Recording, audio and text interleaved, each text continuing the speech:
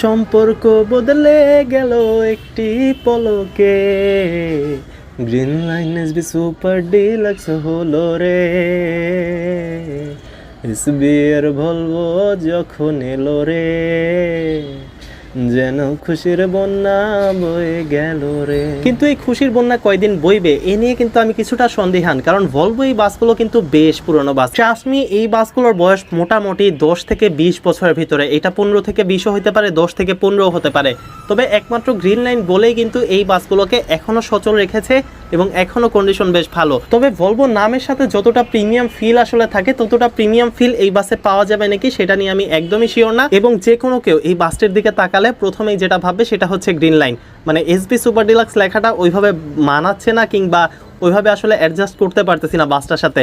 তো এই ছিল এসবি সুপার ডিলাক্সের বাসটা, যেটা সম্ভবত গ্রিন লাইন থেকে ভাড়া নেওয়া হয়েছে কিংবা এসবি কিনে নিয়েছে।